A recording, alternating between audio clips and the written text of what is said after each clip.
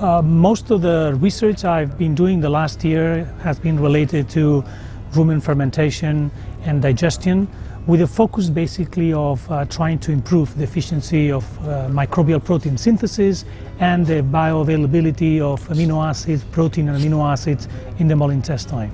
The reason that we focus a lot of our efforts in microbial protein synthesis is because it's probably the best way to try to increase the total amount of protein that is a very high quality, because microbial protein is very high in lysine and methionine. The reason we also study the quality of the protein supplements and how they are digested or fermented in the rumen and digested in the small intestine is that in most conditions we need to try to focus our objectives in increasing the bioavailability of the essential nutrients. And on the amino acid side, lysine and methionine become critical. It is true that microbial protein is the best option, but it is also true that it's not possible in current conditions to fulfill those requirements.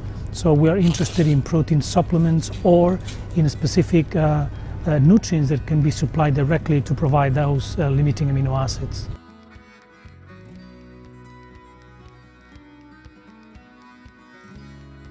For many years, ruminant nutritionists have focused our attention on rumen fermentation, and there is a reason. Rumen fermentation plays a very critical role on the overall nutrition of the animal. However, probably because we already solved a lot of the problems related to ruminal fermentation, our attention has shifted into what happens in the small intestine. We realize that many of the products that have been less degradable in the rumen intentionally, they happen to be less digestible in the small intestine. And for many products, it's a contradictory balance between having more bypass, but at the same time, if you have more bypass, usually you have less intestinal digestion.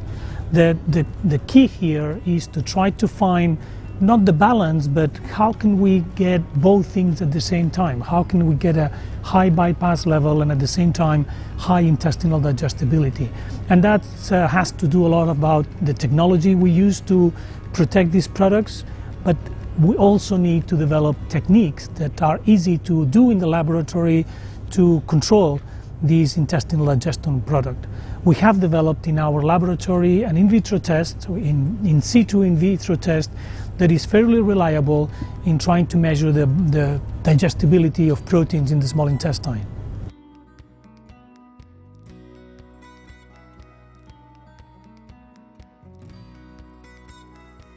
So anytime you try to test the quality of a product, whether it is an ingredient or it's a nutrient that has been specifically developed for a specific objective, that will be a protected amino acid, what you're trying to do is try to provide a product that is low degradable in the rumen, highly digestible in the small intestine, and then absorbed into the blood so the animal can use it. To do that, you have to test the different steps. You have to test the ruminal degradation, and there are several techniques that are very wide in the time and the cost.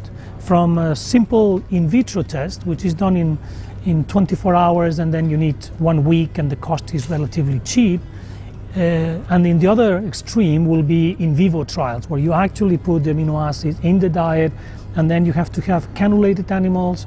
Those are expensive, you need surgery, you need time, and they are a lot more expensive.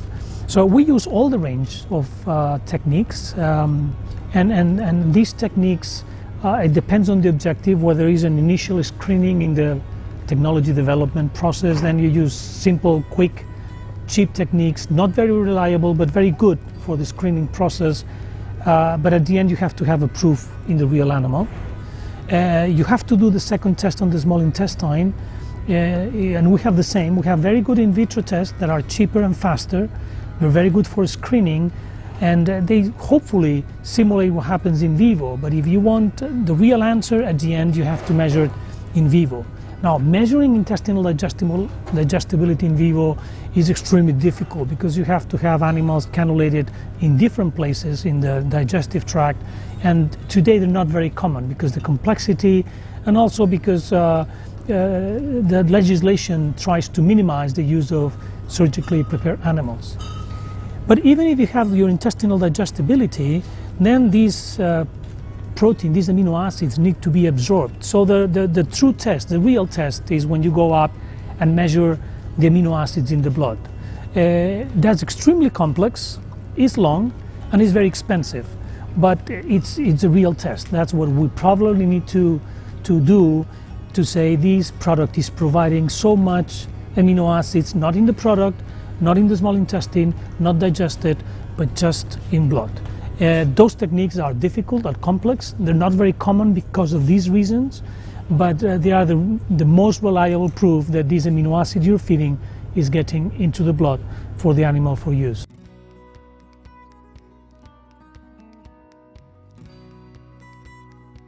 I guess the most reliable answer to that question is to know what's the bioavailability measured in blood. But you have to be conscious that this is a very costly process that requires money and time, but that will be the most reliable measure. If you don't have these data available, then you would have to rely on measures that will be probably in situ to measure rumen degradation and in vitro intestinal digestion. Those measures, I think they're good for comparing products. So if you want to compare one product compared to the other one, these methods are good to say this is so much better than the other one. I'm not sure that the real value, the value you get of saying 25 or 45 or 65 is fully reliable, but it does give you a comparison. From my point of view, if you're a customer and you have a price and a product, having a comparison of the quality of the product and the price gives you sufficient information to say this is what I want. What I think is not correct is trying to compare different techniques. You cannot compare the value provided by a in situ in vitro technique compared to the value you provide in vivo with measuring in blood. So the comparisons with different techniques needs to be done very carefully. But within a technique, the comparison between products is a good methodology. After all, I think that you have to ask, the customer has to ask for numbers and needs to make comparison under the same techniques.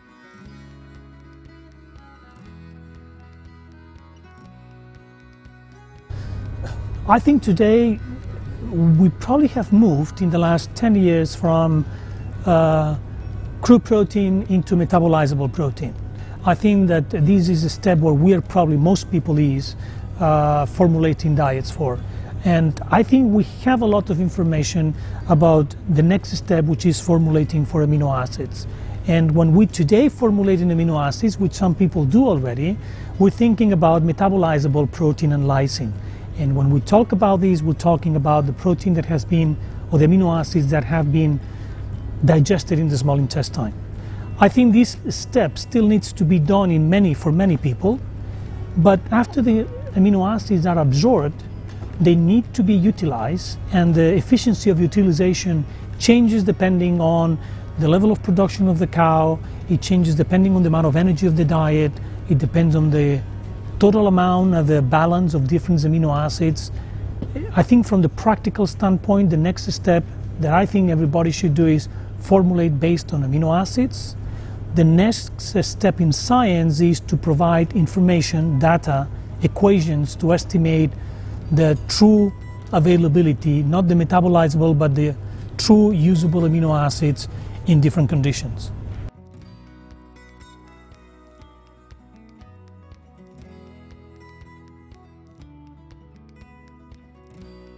Well, that's a good question. I think that there's the two different things. One is how much you produced, and another one is how efficient you are in the process. I think up to now, till very recently, we have been focused on increasing the amount of production, regardless of efficiency. And this is a normal process in most areas of our life, that we try to have more, and then when you have sufficient, then you start thinking about how do I become more efficient. So I don't think that's a mistake. I think that this is a normal evolution of a specific process. So why we have not improved efficiency? Just because we have not cared about it until now. When the business of milk production has developed enough, like we are right now, then it becomes more competitive, and then you need to be efficient because of the money, but at the same time, the circumstances today is that we're concerned about the environment, and being efficient about the environment, putting a higher percentage of nitrogen into milk means intrinsically decreasing the amount of nitrogen that goes in the environment. So I think that both things, one is, it's a normal process. First you want to eat a lot, and when you're full of eating, you want to eat good quality food.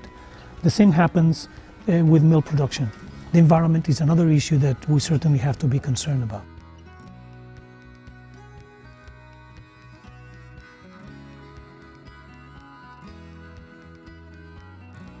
Well, I think that the role of lysine is an essential nutrient. It's a building block of the protein that the animal cannot synthesize, and it needs to be provided by the diet. So it fits very clearly in an essential nutrient in a diet. The second question is more interesting. Why did we start with methionine rather than lysine? And I think that the answer is probably related to technology. Protecting a methionine, I'm assuming, because I'm not a chemist, is a lot easier than protecting lysine. So we have had in the market for a long time very good protected methionine products, and for a long time in our laboratory we have tested a lot of lysines. None of them were protected. I think that in the last several years they have found a way to efficiently protect lysine. So why we started with methionine? Because technology found a way to protect methionine, and they could not find a good way to protect lysine. My perception is that the impact of lysine on production in our conditions is probably higher than methionine. So the reason we started for methionine was a technological reason, was not related to the nutrition per se.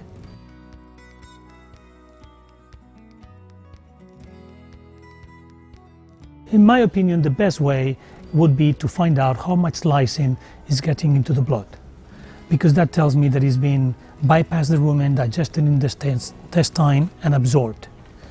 This is expensive, so we cannot be naive when asking for this data, because that requires a big personal and economic effort to find this value. But bioavailability, measuring blood, is the best measure, is our standard. Now, in between doing nothing and getting to this value, there are in vitro techniques, and then I think you have to ask for both rumen degradation and intestinal digestion. I think asking only for one of these two is not very good, because there tends to be a negative relationship between the two of them. So you could have a very good protected in the rumen, so well protected that it is never digested, or you could have something so digestible that it's degraded in the rumen. So having only one of these two values, in my opinion, it's insufficient. Having the two values is going to give you a very good point of view to compare products in the market.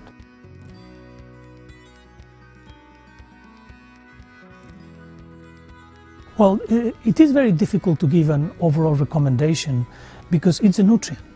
And as a nutrient, it depends on the rest of the diet. If you have a diet that is very deficient in a specific amino acid, you will have to increase compared to another diet that will be more balanced. But I will not run away from the answer. The methionine levels, if I measure them metabolizable, so those that are already available in the intestine, will be somewhere between 5 and 10 grams per cow per day. And if you talk about lysine, will be between 10 and 20 grams of metabolizable lysine. Now, this is not a good answer for a customer, because they don't work in metabolizable units. They need to know how much product they buy. Now, I cannot answer specifically to these questions, because the concentration of lysine in the product changes between the different products in the market, and the bioavailability, the amount of metabolizable amino acid inside this product, also changes. So when you go up and try to see what happens, for example, in methionine that I said between 5 and 10, in practice you will have to feed between 10 and 40 or 50, depending on the quality of the product, the amount of metabolizable product in a specific commercial product. So we do know the recommendations that the animal needs in metabolizable units. Then you have to transfer this number into each product recommendation, that it's highly variable.